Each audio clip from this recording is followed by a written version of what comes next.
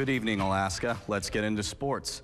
They built it and now they are coming. The Chinooks are about to open their first season as the Chugiak East River Chinooks and will play at newly renovated Loretta French Field. Loretta French Fields have undergone several renovations this spring in order to be deemed worthy of collegiate level play. To get the type of renovations needed, Eagle River Parks and Rec, the Chinooks, and American Legion and others needed to come together in order to make the field ready for Alaska Baseball League play. Larger press boxes, improved backstops, and improved audio equipment are just some of the renovations that made the park Alaska Baseball League ready. That park wasn't originally designed to be a collegiate level field, and so that's the cooperation that's taken place. Our American Legion Alliance organization, which supports field development across the state, recognized that to get partners like Eagle River Parks and Rec and the Chinooks will help not only our Eagle River American Legion program, but any teams that go play there. While the field is now ready for the Chinooks to play, more renovations are scheduled for later this fall. And Hope Community Resources will be having their 13th annual Hope Golf Classic next Thursday. The tournament raises money for the Community Resources Emergency Needs Fund and the Family Matters program. The program was created to help disabled individuals and their families who are on the state of Alaska's waiting list for services. The 13th annual Hope Golf Classic will be held at the Palmer Golf Course beginning at 9 a.m. on June 14th, and an award banquet will be held at 2 p.m. the same day. The tournament is one of the nonprofit's biggest events, and they are encouraging everyone to come out, have fun, and help those in need. Hope Community Resources does a series of different fundraising events throughout the year. The golf tournament is kind of our second large one of the year. We had our Walk and Roll for Hope just last month actually, and so a lot of folks might be familiar with that event.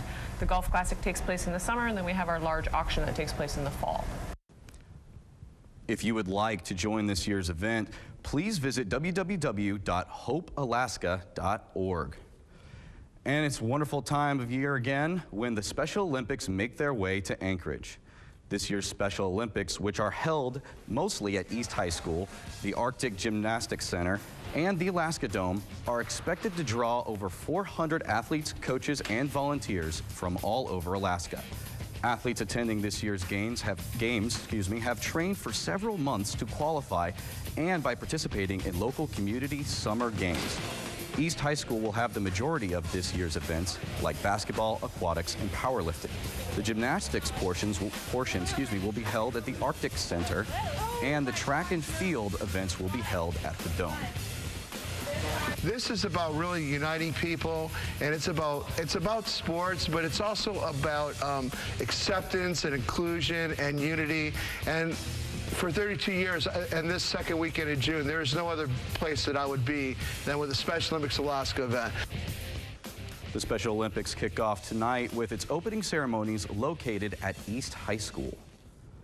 And horse racing's Triple Crown, a win at the Kentucky Derby, the Preakness, and the Belmont Stakes is no longer possible this season, as the horse I'll Have Another is pulled from the race. Horse racing history will have to wait at least another year. I'll Have Another, trying to become the first horse in 34 years to win the Triple Crown, was scratched from the Belmont Stakes with a leg injury and retired Friday. The 3-year-old colt, who won the Kentucky Derby and Preakness Stakes with stirring stretch drives, was the favorite to win the Belmont and become the 12th Triple Crown winner and first since affirmed in 1978. Instead, he becomes the 12th horse since affirmed to win the first 2 legs, but not the Belmont. That was far from tragic. No one died or anything like that, but it's extremely disappointing, and I feel so sorry for the whole team. We've had such an amazing run. Trainer Doug O'Neill says his horse was galloping fine yesterday, but he noticed some loss of definition in his front left leg. I talked to Mr. Redham, and immediately we got Dr. Hunt over here. He scanned him and said it was a start of tendinitis in his left front tendon, and you could give him 3 to 6 months and start back with him, but obviously he's done so much that it was unanimous between the Redhams and my brother and I and everyone at the barn to retire him. And it is a bummer, but again, far from tragic, but it is very disappointing. The scratch marks the first time since 1936 that the Derby and Preakness winner didn't run in the Belmont. Jim Bell, The Associated Press. With I'll Have Another now out of the race, sports fans must look to baseball's Josh Hamilton, as he's now the lone sports icon who can win the Triple Crown. And finally, let's look at tonight's national scores. My Braves winning it in 10. Jason Hayward having a good night. And I'll tell you what, the future of the Nationals is bright, as Steven Strasburg just killing it right now. And Bryce Harper, he's, what, 20 years old? He's already got 6 homers, batting like a champ. He's going to be good. All right, thanks, Jay. Still ahead, attention pet lovers. It's everything you'll ever want when it comes to your pet. We'll take you to the Sullivan Arena. Stay with us. And the Pet Expo will feature the Animal Planet's own pit boss, Shorty, and his dog, Hercules. They'll be there to sign autographs and conduct some demonstrations. And there's going to be other animals there, too, I understand. Matter of fact, I'm thinking of going and adopting a ferret, naming it